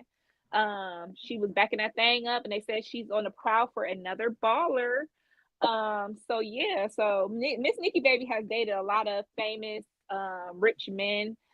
She never really settled down because she is Middle Eastern and her family really wanted her to, have that fairy tale family, and she thought she found that, but it seemed he about to swerve, hit that corner, whoa, on her ass. So he's that's serious. That's serious. So the Ball family has a lot going on. It's probably going to be a lot of conversations within the next couple of weeks of, what's going on with his dad. Because, his dad don't really play that type of stuff. His dad don't like that type of stuff. How do you just vanish? And then so she told everybody, and she made a statement and said, he walked out on us and our family. And him and a lot of the public are saying, well, how did he walk out on his family? If your baby is 2 months old, what do you mean? You left the home of the family. Like, I don't understand. Like, I understand that people break up and that parents don't always work out, but to really leave somebody where they're taking care of we're parents. You know how the first couple months are, or even years of a kid. You're not getting no sleep. You got to pass, the baby. Oh, I need some rest. The mama needs some rest. Can you take the baby for a second? And a lot of these babies are breastfed, which her child is breastfed. So that means the child can only be away from her for a couple hours, 2-3 hours maximum. So how are you going to go get the child, take them wherever you're at, spend some time with them, and then bring them back in enough time? Like, it just doesn't make sense. You walked out on your responsibility. Let's just call it a spade. I think eventually he's going to try to file for custody and things like that, but he's not worried about that right now. He's gallivanting with his girl and has his girl tagging her and laughing at her. Like, I don't know why people are so heartless. I've been in situations like that before where somebody break your heart and they're laughing at you, and it's like, that is probably some of the worst karma they're gonna get. That's probably karma gonna come back on their butts, because to break someone's heart and her and these children, and then to be on there laughing, oh, I'm with my girl, I'm with my new girl, she bad, and I'm spending money. That's hurtful. Because what if, God forbid, something happened to her? She take her life or something. People are dealing with postpartum depression. Like, you don't understand. And what if she took her life? Then what you gonna do with them kids? You gonna come get them? You and your new girl gonna come get them? Like, what's gonna happen? So, but she's in good spirits. They said that she's out. She edited him out of their family pictures and posted them with just her babies. And she said that's how it's gonna be for a while. So shout out to Miss Nikki baby, and shout out to the Ball family. I hope that LeVar Ball heals well and that he doesn't have any further complications from that. I know that that's going to really shake who he is as a person and athlete. So I don't wish that on nobody, but you all, we talked a lot about health, physically, mentally, and things like that. So guys, I know me and James are on our little workout journey, and guys, just make sure you're taking care of yourself. And that's all I really have for our hard topics today. Absolutely. Look, I'm still thinking about that shit. Like, yeah, that's crazy. It's so hurtful, and it's just like, people really have to. You really have to be careful who you have kids with. You literally have to be careful. That is really serious. You got to be more careful. You got to be careful, because people just think of first of all, relationships change with babies. Relationships change with babies, and a lot of people are not prepared, especially male partners sometimes are not prepared for the attention not to be on them. Right. So a lot of times they say, oh, she ain't performing right, she ain't doing this, she ain't doing that, and they go look for somebody else. But then they go and try to get that girl pregnant, and then when she get pregnant, oh, she ain't doing this, she ain't doing, and it's like a cycle of these people. Then you look up and Future and Nick Cannon, you got 10 baby mamas, so people got to realize that when you having these babies and when you're having unprotected sex, you need to be prepared to be a parent, because these kids they deserve more than these broken homes. We all try our best, but it's like, just don't do it. Let's bring it back to TLC. I'm about to start wearing condoms on my eye and stuff to start promoting safe sex again, because this gotta end. Okay, this baby mom, baby daddy culture got to end. Okay, so yeah, it's just a lot of heartbreak. Shout out to all the lovers this weekend that had good dates and everything and positivity. Hopefully, one day that can happen for me. But yeah, this has been a wonderful week of love and performances and laughter and networking and stuff. So I cannot complain. So listen, y'all, we done with these trending topics. So I said I had an announcement tonight. I see some of you guys are still in the room, so I appreciate you guys for tuning in tonight. We are opening our office April 1st. So the offices for UT Digital Podcasting and Radio are opening for April 1st. So we'll be doing live shows, and there's going to be a whole lot of stuff going on. So that's all I'm going to put out there about it right now. We are opening offices on April 1st. It's going to be really, really dope. I've been working at this for a long time. There's a lot of stuff that's going to be coming. We are going to have another break for probably about 2 to 3 weeks, and that's not coming for maybe a month and a half or so, but we are going to have another break for about 2 to 3 weeks, and as we start prepping for the next season of Transcending the Culture. Definitely going to be some changes, some noticeable changes that you guys are going to see. So that's coming, and I'm not saying nothing about any of that stuff right now, but just be on the lookout, because it's a lot of stuff changing with Transcending the Culture, with UT Digital Podcast and Radio. Biggest thing is we are opening the offices on April 1st. So that is coming. Also, something else I was going to put out there too. Oh, so next week we are going to have a live face-to-face in-person interview with none other. Say it. Mr. Darren Fleet himself. There you go. So listen, Darren Fleet is in town next week, so we are going to do a live face-to-face in the studio interview with Darren Fleet. We are confirming everything now, times and all that jazz. So that's going to be coming up next week. We got a lot of stuff coming. if you guys did not catch our interview last week with comedian Rodney Perry, make sure you guys check that out. That's on UGD Podcasting and Radio.info. Make sure that you guys go to that address. It is on the scroller down at the bottom. So you guys can check that out. Check out that interview, all the other interviews that we've done and the other shows that we've done, and the other shows that are on the network as well. Open Letters to a Survivor. You got Cat Got Your Tongue. You got Real Talk with Reese, and the Entertainment Plug, which actually on the Entertainment Plug this weekend, we're going to have an amazing guest. I am putting that out. Also, I got Adrian Marcel scheduled. So I don't know if you guys know about Adrian Marcel, but he was out. He's been out for about eight to 10 years. Came out through Raphael Sadiq.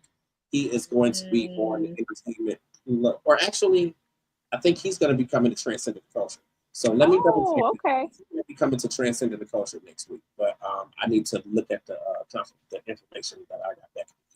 So we are getting that set up. So that is tentative, but he is coming to the platform, and it's a lot of stuff that's going to be happening as well. So I appreciate you guys for tuning in to us.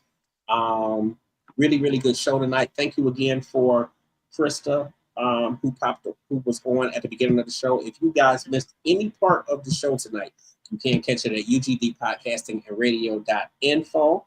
You guys can follow me at Authentically James and at I Am James Grant on Instagram, and I Am James Grant on X, and then Cat Queen.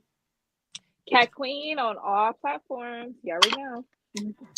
There we go. And we appreciate you guys. We will be back next Wednesday, and then we'll have a special episode next Thursday with Darren Fleet. So make sure that you guys are checking that. And again, he is going to be face-to-face in person because he is in town. So we're going to have him live in the studio.